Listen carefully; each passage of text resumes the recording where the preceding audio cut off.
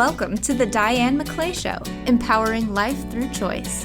Get ready to discover new perspectives, motivation, and balance through Diane's compassionate storytelling and insightful discussions.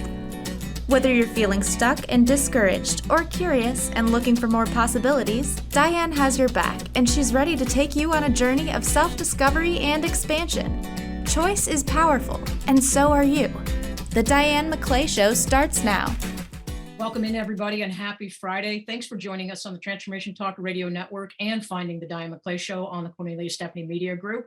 Thank you, thank you, thank you. I'm so excited. Today, we have the start of our featured series with Cindy Lynn, who's an integrative life coach, the founder of Heal Your Life Community, who is passionate about dedicating and empowering women with choice as they manage life after diagnosis. As a cardiology nurse, mother, daughter, and patient herself, Cindy Lynn has navigated the question of what now, and is passionate about helping others create that optimal health through informed consent and decision-making and intentional action.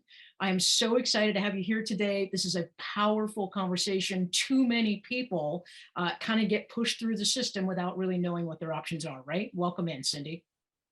Thank you. Thank you so much for having me. I've been waiting for this time together today. We got off to a good start on the last show, and there's just so many things that we can talk about here for your folks. Right. Well, and let's set it up, right? So the background looks a little different from the Diane McClay Show, and that's because we've changed the format from a 30-minute show to a 60-minute show, and we are now live on Transformation Talk Radio the second and fourth Friday of every month between 1 and 2 Pacific. The next thing that looks different is you are my featured sponsor. So that means that all of our content now is really going to be driven about you and your specialty. So let's tee it up for our listeners. Why is living beyond your diagnosis? How did you get started in it? And why is this so critical to you, especially in today's world?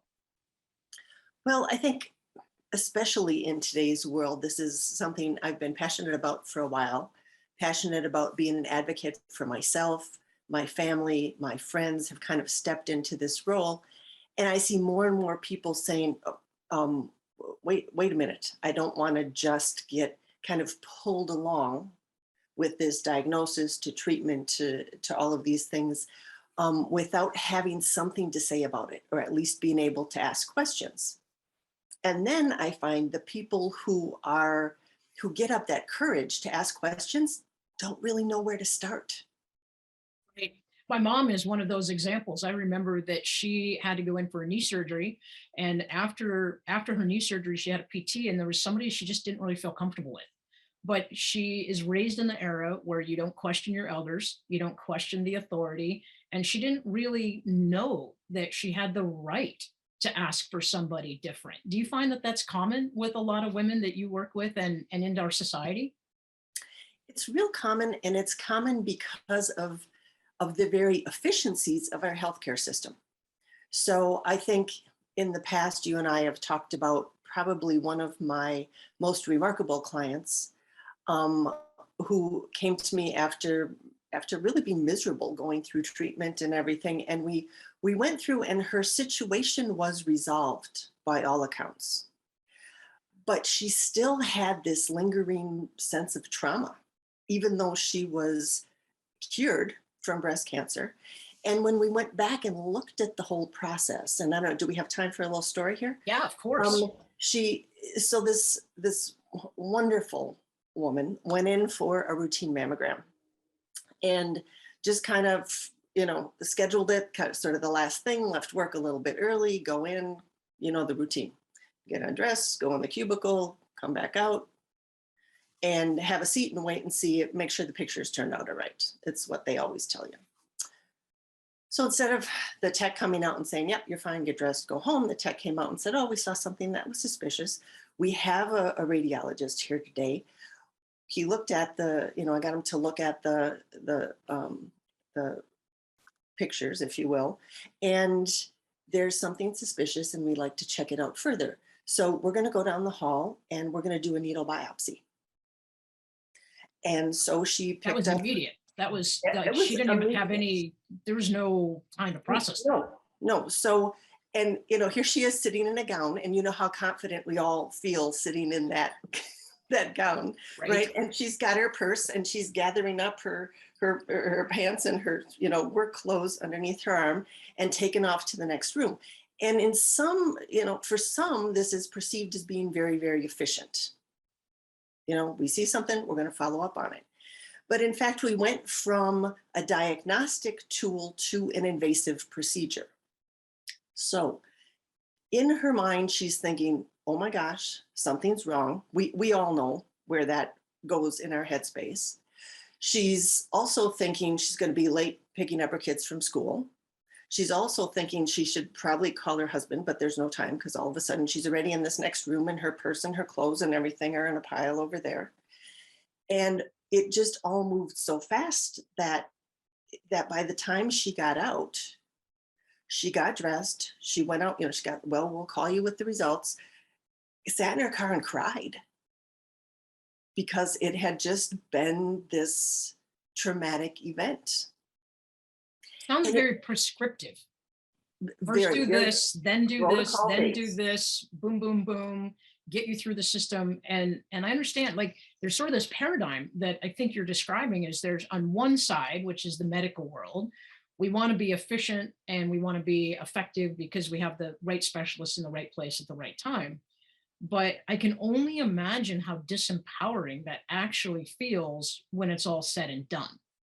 And before we got on camera, one of the things that you've said that is that you want to put the power back in the hands of women. You have a quote that says, I don't want you to cut your choices short just because the medical system is trying to be efficient.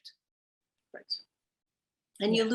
you lose options that way, and so she didn't feel like she had the physical space to make those, to ask the questions. Right. And we don't have the mental space, because when we start to get a bad piece of news like that, because what does something suspicious on a mammogram mean to most of us?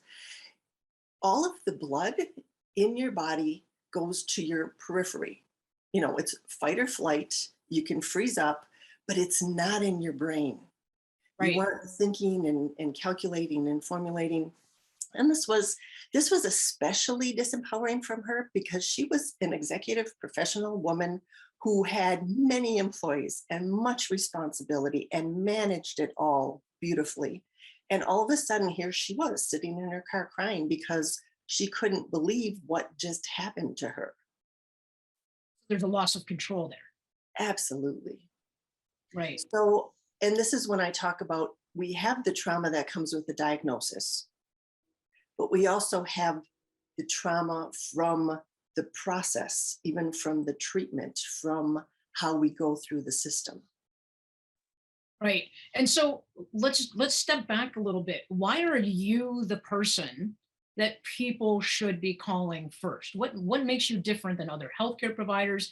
I know that you've been a nurse. You're not an active practicing nurse right now. Is that correct? But Right. let's give people a little bit of Yeah. background, and then let's tell people why you are the one that has this really unique brand of knowledge that everybody should have. Absolutely. So my famous line is, I am a nurse, I am not your nurse. So I don't practice nursing with any of my clients, but I have a really unique perspective of hospital work, of clinical work, of how the medical system works with reimbursement, and even how drugs and devices work through the FDA. And that's from my corporate background. So it's kind of all of the pieces that work in that system. Excuse me. So when I can bring all of that knowledge to helping someone navigate the system, it gives them a real edge. Right. So, and you've had 25 years of this accumulated experience being a nurse, working on the corporate side, working as a healthcare advocate. You have yoga, Pilates background. You kind of have you've sort of touched all the components of, not all, but many of the broad components of the healthcare system, right? Yes. So as people are moving in and as people are moving out. Right. And in today's show, you talked about one of the first steps to reclaiming your power after a diagnosis and really living beyond the diagnosis is to actually start being aware of what your role is and then changing that role. So can you speak to that a little bit? You mentioned being a victim, and I think I loved how you said it. You know, the diagnosis or disease kind of victimizes you twice, right? Once with the initial news, and then the second time with how you get ushered through the system. And then maybe that trauma even continues on, because every time you have to tell somebody, it sort of gets, you know, how do I tell people with and still maintain my power and my privacy? So let's talk about what role do we fall into? You talked about the victim role, explain that a little bit. And then let's talk a little bit why it's important to change that role and to change that mindset as we start navigating the medical system, the insurance, and the treatment plans. Absolutely. So the very first thing that's going to happen is we're going to feel like a victim, because you get a piece of bad news and it's related to you. So that's the first place the mind goes. One of my strongest messages is that just because something's serious, just because something's important, it's not necessarily an emergency. Yeah, you And told me, sometimes, I want to tag that. You oh, told me off camera, you said, if you're not having a heart attack and you're not in the middle of a stroke, it's not an emergency. no, unless you have blood squirting out, let me put it this way. Nothing you hear after a mammogram is going to be an emergency. Or a thyroid, Or or a thyroid or scan, anything, or a right? CT scan, or no, like I said, if you're not, and I think people, because they're attached to how serious this is, sometimes feel like that's downplaying the situation, and it's not. It's giving you permission to take a breath and then learn so that you can make choices. Because I Right. can promise you, my client's outcome would not be any different had she waited 1 or 2 days to go back to get a needle biopsy, to have her kids taken care of, to have a girlfriend go along whose brain did have blood going to it and could listen and could ask questions and then remember what was being said later on. So Right. yes, that shift in roles is really important. And the way we can do that is to be empowered with information. So take a pause. So if anybody's taking notes or they're listening in their car, the first thing is just stop, breathe, pause, let your brain settle a little bit. You're nothing. If this is the only thing you hear on this show today, that the minute you get the diagnosis, you do not have to feel obligated to spring into the action that someone else puts in front of you. Is that right? That's exactly So right. pause, breathe, slow it down, Mhm. get some clarity, and then start to build out your support system, which is actually really why you are literally the person, the first phone call they should make, right? I can help them navigate all of the rest of the process. I know you've told me, you said, I don't have all the answers, but I do know what questions to ask. And that's pretty pivotal, so that if someone can take a pause, they can take a breath, and they can start listing what questions do they need answers to, either from the medical system or their insurance or their family, then I would imagine that they would already be starting to feel more in control and more in power. Would that be right? Absolutely, much more in control. Okay. And those are the first steps that we would take. And you touched on a couple of other components, and we can go on to the communication. I'm trying to think if there's anything from our previous conversations that you want to touch on in this, or we can circle back. Well, I want to focus on the role thing, and we're definitely, so part 2 of the series, we're going to talk about how to communicate with your health care providers, and step 3 in the series, part 3 in the series, we're going to talk about how you can be a better consumer of the prescriptive system that's around you. So I don't want to give too much away to those 2 things, but really, Okay. this is you. What do you want to share with people? They've gotten the diagnosis. They get some of their power back by slowing down and stopping and thinking. Why do they need to call you first? Like, let's talk about the plan and the care that you provide people. You're not going to be a part of their permanent care team, but let's talk a little bit about why it's important that they call you so that they get where they want to go. Sure. So one of the most important things, and I hear one of the questions I get asked is, How are you different from a care coordinator? How are you different from a case manager? Those kinds of questions. And I know each hospital has different terminology for that. I'm an independent person. In fact, I would be working for you directly, not for the hospital, not for the insurance company, not for any, any other entity. So I have the advantage of not being tied to that fixed set of tools. Nice. Now, I'll back up and I'll say it's fabulous. Like our healthcare system for trauma, fabulous. The efficiency, the ability to get what we need when we get it, the heart attack care, and our ability to get, all of those things, that's all wonderful. Unfortunately, when that same model gets applied to chronic diagnoses or non-emergency diagnoses, it can be really rattling for the person. So I just want to say, I don't want to bash any of that, because I've been, the benefactor of that, but I've also been on this side of it where it's like, whoa, slow down. I need to figure out what my choices are. So we don't know what we don't know. And as trite as that sounds, that's the basis of not even knowing, even if you're really one to ask questions and you're driven, what questions do you start to ask? And the first question I ask, the first work I do with people is digging down and figuring out what their personal philosophy of care is. And I say digging down because we have to search together, because when you ask most people, they won't know.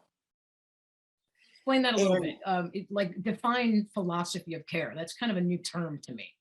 Sure. So, it's the expectations that you have for your treatments and for your outcomes, and the way they align with the rest of your life. Okay. So the philosophy of care, and this is a bit of generalizations, but I deal with women with breast cancer a fair bit. So the philosophy of care for a 78-year-old woman who prioritizes traveling with her husband is going to be very different in terms of what treatments and what expectations she has, compared to a 32-year-old mom of 3 young kids whose philosophy of care may be, I will do whatever it takes, go through whatever it takes just to stay alive as long as I can to raise these kids. Right. Whereas the woman on the other end of the spectrum may say, let's take some moderate action, but I want to be in my best health, even if it's for a shorter period of time. Right. Now, the medical system doesn't always make that differentiation. And that's good and that bad, because it's a value judgment you don't necessarily want someone else to make, but they don't necessarily take the time to give you the information to know that there's a number of paths to choose. So the first thing we would do if we were working together, Diane, is to sit down and say, okay, what's your outcome on this? What are you expecting? What are your priorities? And then we can take that information, formulate our questions to make sure that the other members of our care team have the same understanding and have the same philosophy of care. Wait, you mean actually try to get all the providers and all the people who have different components on the same page at the same time with the same information? Yes. That's crazy. That's crazy. We don't do that in our medical world, do we? You know what? People don't have time. Doctors don't have time. People are going to, whatever specialist you see has a set of tools, and that's me included. I just happen to have kind of a broad set of tools, but they have a set of tools and they're going to give you the best they can of what they have. However, it may not be what you want. As you're talking, I'm drawing a parallel right now. My wife just had a knee replacement, and the doctor was in, 45 minutes to the west of us, and we didn't want to drive into Portland to go do PT. So the doctor's staff just kind of randomly picked somebody in a town that's closer to us. And on the first day we went there, there was kind of like this, I'm not even the patient, and I got the feeling like maybe this particular facility or this particular person hadn't really worked with knee replacements. Now, my Mm. wife is an athlete. She used to be a runner. We hike all the time. We live in the Pacific Northwest. So outdoor activities, active activities Mhm. are really critical to how we want to live our life. And I knew that she wasn't comfortable with the PT and I wasn't comfortable with the PT. And on the same day that we left, I said, if you're not comfortable, let's go find somebody else. This town has a lot of PTs in it. We have a lot of choices. So we literally drove around and kind of got a feel for what the facilities looked like and felt like. And when we finally settled on the second PT, um, the first question she asked was, how many knee replacement patients have you treated? Mhm. Are you currently treating any knee replacement patients? And who are they? And then she was able to say, I want to be able to jet ski. I want to be able to hike. I Mhm. want to be able to run if I can, or at least bike if the knee lets me do that. I really kind of feel like the first PT was like if you might have been an older person and you were fine just taking your dog for a walk around the block, they might have been great. But the parallel that I'm drawing here is if we had just gone with the random person that somebody in Portland didn't even know, we wouldn't be getting the quality of care that we want and deserve. And we also wouldn't be feeling empowered. I'm not even the patient and I wasn't feeling empowered about the recovery process. So whether it's a diagnosis of a autoimmune disease or cancer, or if it's just recovering from surgery, what it really sounds like is what you're offering people is the opportunity to set the questions up, ask the right questions, get the right people on your team, and ideally get the right people on your team before you actually have to start implementing the technique or the strategy to heal. That's kind of a long story, but give me some feedback on if I'm right on that. Well, you're absolutely right. And with your permission, because I don't know your wife and I don't know all your circumstances, but let's use it. Can we use this as a Yeah, little case of study? course. So if it was an injury that happened or when it was time for surgery, whatever happened that brought surgery about, you would have called. We would have started much earlier in the process. And I would have, for example, recommended that you not only choose, but you meet a PT prior to surgery. And can you get an appointment? In other words, push for an appointment to learn crutch walking in winter weather, if that's where you live, to get a feel of what the uh, the mechanisms that you're going to be wearing afterwards are going to feel like, to understand what the process is going to be like. So right away in that time frame prior to surgery, you're feeling a little bit more in control of things And confident. and a little bit more confident, and you're operating more in your standard business mode. You know, how women usually go through life. How many negotiations do we make during the day? How many purchases? How many compromises? The other piece of that is something that you highlighted. No, you weren't the patient. You were picking up on all of this. Sometimes the patient, no matter how strong and assertive they are, just doesn't have the fight in them. It's like, oh my gosh, it took everything I had today to get dressed and to get to this appointment. And the prospect of saying, no, I don't want to be here and going somewhere else and figuring out who and all that, that's just too much, which is why she's very lucky she's got you advocating, understanding, and but being in tune with expectations, being in tune with what kind of activities that this person expects, so that your feelers were out, your radar was up of, you know what, this might not be a match. This might be a great clinic, really nice people, but they don't have the same philosophy of care as you do and as your wife does. The other piece, and I'll say this because I think we've laughed about this before. It's not really funny, but gallows humor, that coming in horizontal. So when you have healthcare providers, whether you go into an emergency room, whether you're going in with a huge injury in a wheelchair, you also have to remember that these doctors and nurses and physicians have never seen you on your bike, on your skis, hiking, rock climbing. So it's up to you to let them know that it's my expectations I'm going to return to those things. Yeah. I'm thinking about when we walked into the second PT place, and I walked in, I did the preliminary check because, Tammy had already been out and about for the, 4 days after surgery, already done the car ride, already done the 45-minute PT thing. Like, she was wiped out. So I was sitting in the waiting room, and I remember seeing this guy walk in, and he was carrying a pair of ski boots. We live near Mount Hood, Oregon. I was like, huh, that's interesting. I'm curious about that. And it's a big open room, so I couldn't see him, but I could hear the conversation. And I heard the PT say, today you're going to sit down and put your ski boots on. And I think this guy had some sort of leg injury or knee injury. And the guy said, good luck with that. Right. And the guy's like, no, if you want to ski again, we're going to do the exercises that you need to relearn how to push your foot into the boot. You need to make those muscles fire that way again. So, we're going to work on, eventually we're going to get you to the point where you bring your ski poles in and you do a crouch.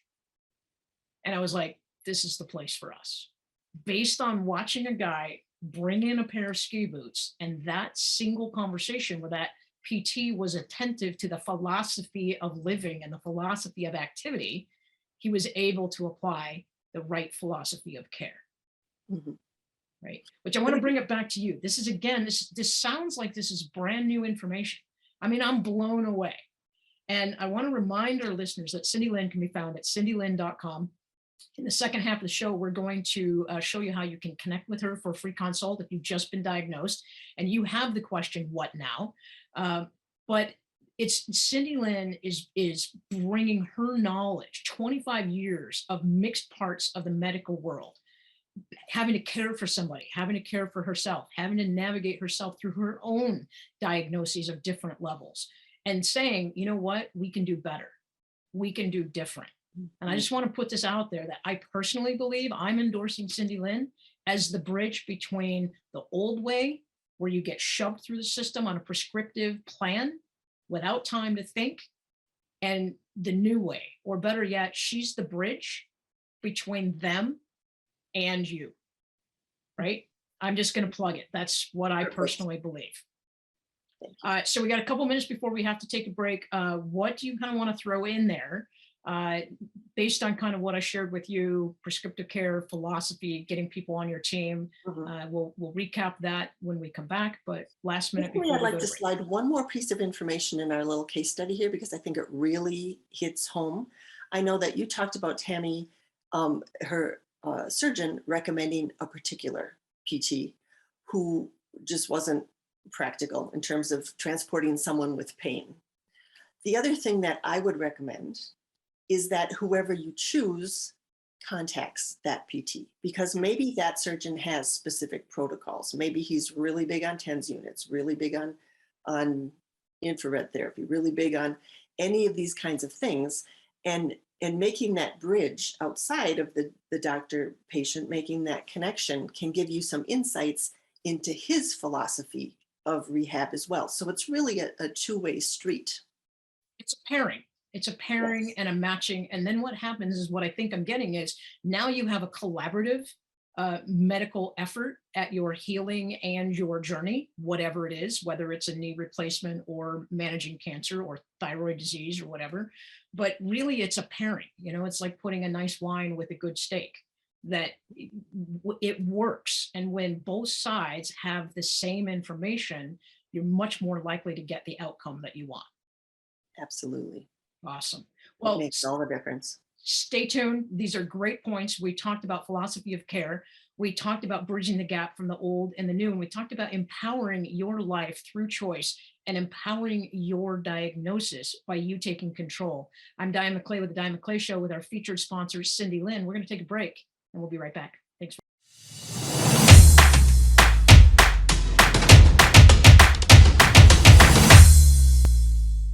Welcome back to the Diane McClay Show, where we're always here to help empower your life through choice. And we are talking to Cindy Lynn of cindylynn.com. She's an integrative life coach, personal health care advocate, and she's been in the medical system for more than 25 years. And she is the bridge between the old and the new. She is the bridge between them and you. And we're talking about how to change your role from being a victim after diagnosis to really taking control and maintaining your privacy. Welcome back, Cindy Lynn.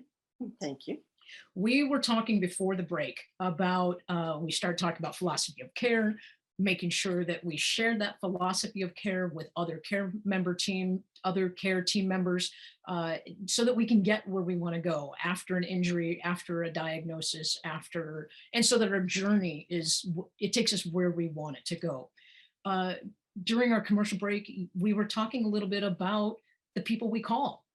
And you have some recommendations and some strategies about who we tell, when we tell, and if we want to tell. You want to jump into that a little bit? Sure, absolutely. I think probably one of the first things that comes to mind when we finally get to a space where we are alone with our thoughts, or we have this information, is, oh my gosh, I have to tell. And there's two sets of people. There's the people who don't want to tell anyone. And technically that is your right to keep your information private. And there's a couple of reasons why you might want to, and I'll step off to that later. But the first person you call is going to set the tone for the response you're going to get when you tell people this. So if I call someone and I say, I just got a call from the doctor and my test results came back bad, and energetically, I don't even like to say that because it's just bad to put that out there. But my test results came back bad and I'm really scared. Okay. So you're going to have different responses depending on who you call. You're going to have the person that you call who's going to get scared right with you. And that may not be the first best person to call. Okay. And for a lot of us, that's like calling your mom. Sorry, mom. But that first, the like, oh my gosh, because they're afraid for you, they're afraid with you, all of those kinds of things. Spouses, they usually know you. Typically, spouses have been involved in some of the process up to the reason you've gone for the test in the first place, or any of those kinds of things. So they're a little bit of a group of their own. And then most of us have that trusted friend who you can talk to and just be with. Someone who will just sit with you. Someone who will say, that really stinks. I can understand why you're afraid. What should we do? And I love your tagline, Diane, because you're all about finding solutions rather than solving problems. And you want to have that kind of friend around. And if you think about your circle, it may not be a health issue, but it may be your furnace goes out. That's the kind of person that's like, you know what? The guy I work with just got his replaced, really had good, let me hook you up with that person. They're very solution-based, cool heads. Sometimes they're written off as people who aren't real caring because they maintain. It's like, yep, I understand you're going through this. What can I do to help? And so that's a good person to have. And frankly, that's a good person to have kind of on your roster of who you call when something bad happens in your life. And frankly and transparently, I'm going to tell our listeners that person is you. In the time that you and I work together, you carry this demeanor about you that is compassionate, it is knowledgeable, it is calm, it is caring, it is intellectual, it is, I feel like you and I have known each other for years. I feel like if something happened to me, you're the person that I want to have on my team. I feel like you're my friend. But more than just my friend, you're that person who can say, okay, this sucks. Now, the first thing we need to do is The second thing that I would suggest that you do is, and if you have the capacity to think about a third thing, I'm going to be here for you when you get there. In the time that you and I have worked together, I think you need to own it. You're that neutral, informed, compassionate healthcare advocate who will teach people how to do what you do for themselves. And that's what people need. They Yeah. need a calm voice of action. Right. You mentioned moms and spouses, and I remember in college I had a bike accident. I broke my collarbone, Mhm. and I had already been to the hospital. I had already had it set. I had already gone about my day, had lunch, went to another class, and I called my mom. And it's, back in the day when you actually had real phones hanging on the wall with like the 12-foot or 18-foot extension curly Q cord. And I just envisioned this. I called my mom, hey, I'm okay, but I've had a bike accident. I've broken my collarbone. And as soon as I broke my collarbone, came out of my mouth, my mom's like, okay, I'll be right there.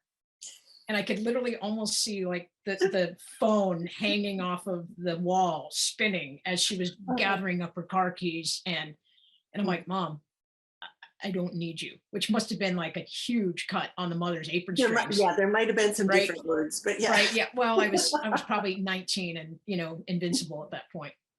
But I said, Mom, I'm okay. I've already been treated. I already have a plan. There's nothing you can do for me right now. So that's one thing.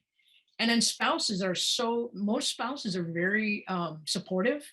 But I think if I'm angry about a cancer diagnosis, I don't know that I want me tapping you on the back saying, it'll be okay. Right? I don't know that if I'm angry about a diagnosis or I'm frustrated about my body not working the way I want it to or should, I don't know that my spouse is going to be the first person that I want to call, because they're either going to want to fix it or they're going to want to soothe my feelings.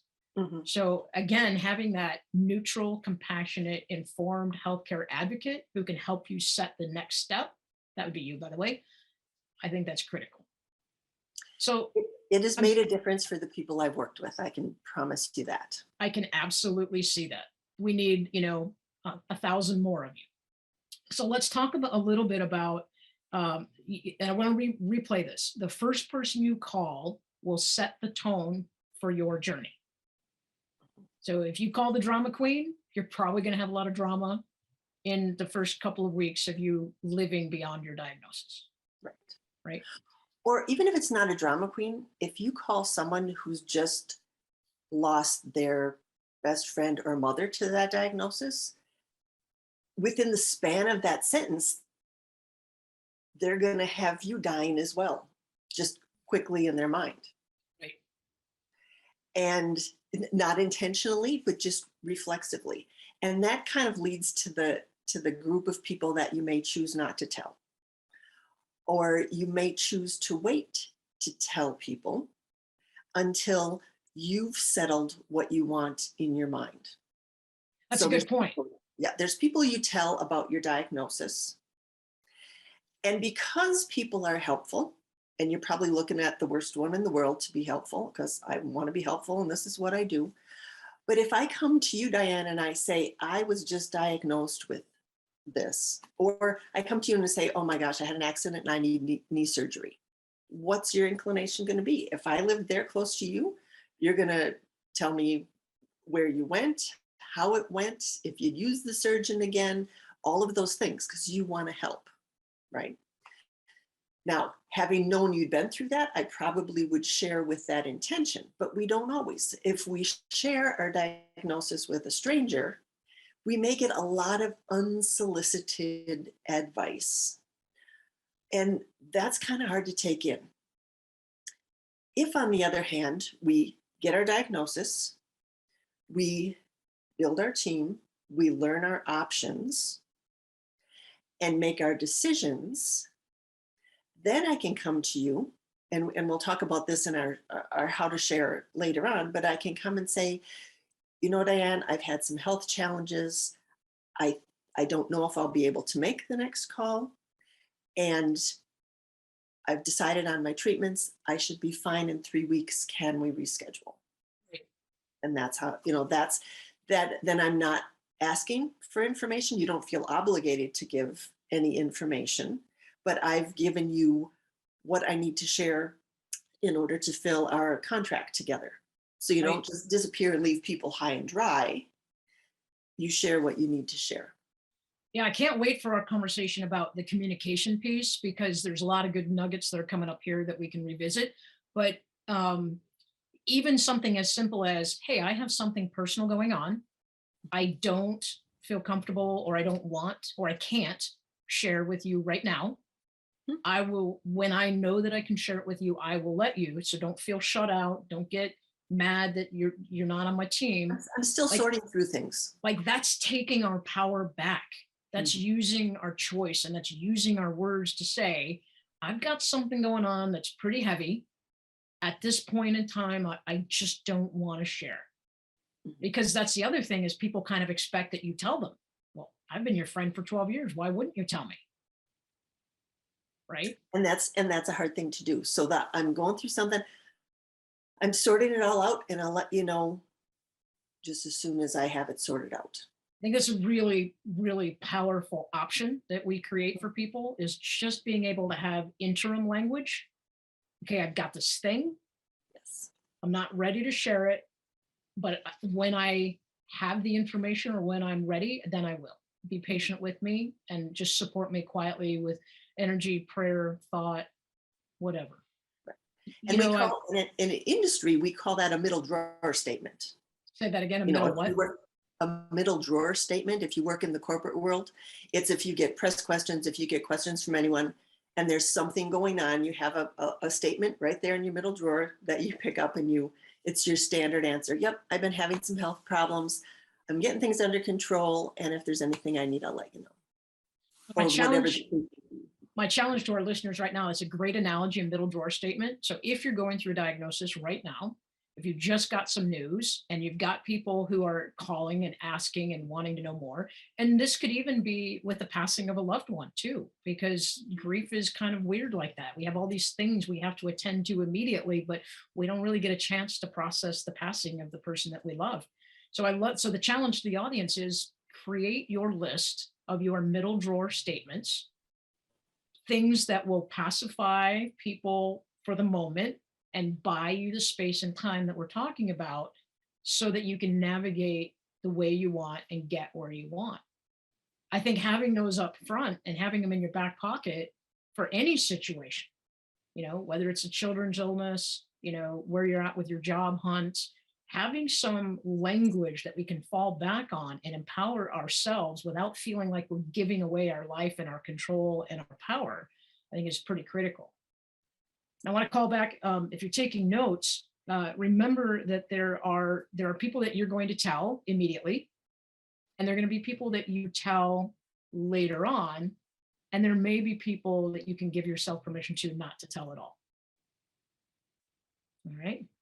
And those people need to know where they are in kind of your circle of influence. So it's important to say, because people are well-meaning, right? So it's important to say, Diane, I've gotten this news and I want you to share with it. I'm not really ready to sort it out for everyone else. So if you can keep it between us, I'd appreciate it. Just that simple. So the person feels good because they're in the know. They're also gonna, not be spreading the news. And people don't mean bad. They just be like, oh my gosh, have you heard what happened to Cindy? And that happens a lot in the work environment. Mm-hmm. You tell somebody that you're close to in a work environment that you have something going on, and maybe it's a mid-level supervisor, but maybe they have an obligation for scheduling, training, something, on the chance you're going to be out at the last minute, they have to figure out how to cover you. This happened to a friend of mine. Concerns about thyroid. She told her immediate supervisor. And then within an hour, the higher level supervisor came to the person with the diagnosis and said, oh, I hear you're going to be out for a while. And my friend was livid. And she went back to the middle level supervisor and she said, you had no right. You had I'm feeling like I have no control over my life right now. And you took the very last thing that I had and you gave it away without even asking me. She was pissed. As she should be. That mid-level supervisor may have had an obligation to share that there would be some additional coverage needed, or there would be a gap, that there would be an employee out. And if maybe perhaps for medical reasons, but there are a lot of reasons people are out, that this was going to happen. I'm going to have this, gap in coverage that I'm going to have to take care of. But sharing the why was really out of line. Exactly. So let's jump to that real quick. We've been talking a lot about how the person with the diagnosis can maintain their privacy and their power. But let's step into the corporate world or the work world for a minute. Any advice that you have for supervisors who are in that position where they have knowledge about somebody that is ill or going through something, anything you want to share to that mid-level manager or that immediate supervisor about how they can support that person with the diagnosis in the work world?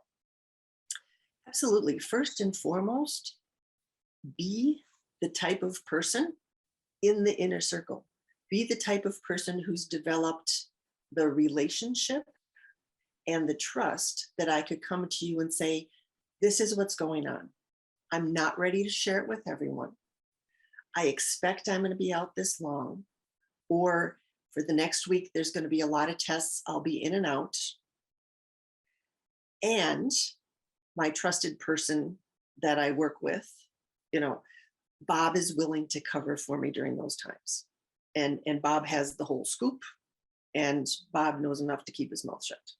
So that kind of balance where you don't bring a problem, you bring information, you bring your proposed solution, and then it never hurts to ask for confidentiality on this. But hopefully, if you're a supervisor, you've established that relationship already. Sounds like you're really encouraging the corporate world to actually bring a higher level of humanity in prior to an employee getting a diagnosis or having a medical issue. That if you build that relationship with somebody up front so that you are in their trusted circle, it's going to go a lot better. And I think that's an interesting concept, because I think in a lot of corporations, a lot of government agencies, that's also kind of a prescriptive machine. We have X amount of things that have to get done in X amount of time, and I just have people who are my widgets to get them done.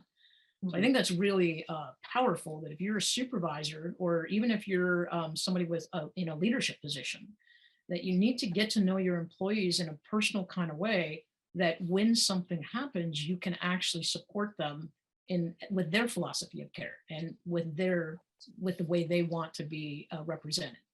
Right. And managers have a lot of constraints from an HR perspective. Technically, they can't ask. Right. However, as a good employee, I think it's just common sense to say, I'm going to be in and out for the next week, or I anticipate being out 4 weeks. I will keep you posted as I can. This is what's happening. So it's a relationship, because management is tied in some ways. They can't ask certain questions. Mental health diagnoses are particularly difficult, and people don't always know how long they're going to be out. But even as an employee saying, I'm not sure where this is going to take me, I will check in with you on Sunday evenings. Right. And as you're talking, another thing just popped into my head, which is, as an employee, you should know what your company or organization or corporation's policy is on taking extended leave. There's something called FMLA, which is the Family Medical Leave Act, which many employers they allow their employees to utilize. It's not that they allow them, they have to, but not all companies are required, depending on size or whatever. But the Family Medical Leave Act allows you to take leave from your position, and you're protected for a certain amount of time. And there are certain classes of diagnoses, like medical health, for example, which are protected, that the employer has to be able to say, okay, it's going to hurt us that you're out, but we can't hire someone into your position permanently until you've exhausted this. So I guess I offer that to our audiences. That's another thing that you can do in advance of any diagnosis. If you don't know what your company's policy is on extended leave or extended medical leave, you need to contact your HR people and you need to find out. And you need to have that information in your back pocket, because it's probably not a question of if you're going to get a diagnosis or if a family member is going to get a diagnosis, but it's a question of when. Right. And that's, again, it's so incumbent upon the employee and the manager to have a relationship where the FMLA is not an adversarial. It's not, everyone wants their job held. You don't want to go back into a position where somebody resents you being gone. So you want to build relationships with your employees and with your managers and with the employees around you where they're supporting you in this, where your manager is saying, are you sure 3 weeks is going to be enough? Maybe you need some more time. And where you say, you know what, I'll check in with you. And so it's so much working together. And those relationships before this happen are really critical. Exactly. Well, again, we're talking about changing your role and living beyond your diagnosis. Are we missing anything about when we talked about establishing your philosophy of care, stepping out of the victim role? I say, don't be a victim of the system, be healthy and whole, change your role. So in the last few minutes that we have, is there anything that we're missing that is critical that you want people to know about why it's important to change the role or what else they can do about it? Yes, it's never too late to change the role. So we talk a lot about when you get that call, but if you're down the path, or if you have a chronic condition that you've been managing for years and you just don't like where it's going, you get the same answers from your same care team, it might be time for a shift. And so we can rethink that, talk about maybe your priorities have changed in life, and our philosophy of care changes and evolves. So it's not a static thing. It's good to sit down and figure out, hey, what do I want from life? What do I want from my health? What are my expectations? But it changes from where we are in relationships, from where we are in our family life, how old our children are, where we are in all different stages. So if you're not living the life that you want in managing this diagnosis, and you think your outcomes can be better, and you think there has to be another way, I can help you with that, and I would love to. Well, let's share with the listeners how they can get in touch with you. I know that on your website, there's a free book, 5 steps to talking about your diagnosis while maintaining control of your life and your privacy, that they can get. And that's at cindylynn.com. But I also know that you are offering our listeners today a free consultation. So Jacob, if you could put that address up on the screen for our viewing audience, that would be great. But Cindy Lynn, tell people how they can work with you, how they can get a hold of you, and any programs or specials that you have going on right now. Sure. So I work with people in 2 ways. I work one-on-one, doing these intensive strategies one day, and then you have me for some follow-up.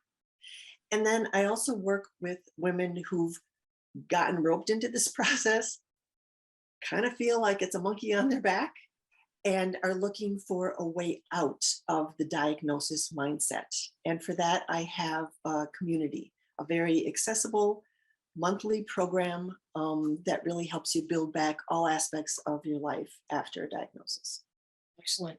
And as always, you can find Cindy Lynn. She is a founding member of the Cornelia Stephanie Media Group app. Sorry, the new house. I'm going to screw this up. Sorry, Cornelia. The new house with Cornelia Stephanie Media Group. You can download that at Google and Android Play stores. You can find me. And what we'd like to know is if you have been touched by this conversation, send me a text at 503-317-8072 with the word diagnosis, and we will be able to connect you with Cindy Lynn. We are always here to empower your life through choice. Cindy Lynn, thank you for being here. We look forward to you coming back for the next 2 parts of our series, Living Beyond Your Diagnosis. I have to sign off for today, but as always, the choice is yours. Thanks for being with us today. We hope this helped. Thank you for listening to the Diane McClay Show, where you are empowered to enact change in your life through choice. You know that little voice in your head that's been telling you to pursue that passion project? Or maybe it's been screaming for you to go outside and explore the great outdoors. That voice is you, and you deserve to be heard. Listen, make a choice, make a change, and watch yourself grow. For more information about Diane or to work with her personally, visit dianemcclay.com.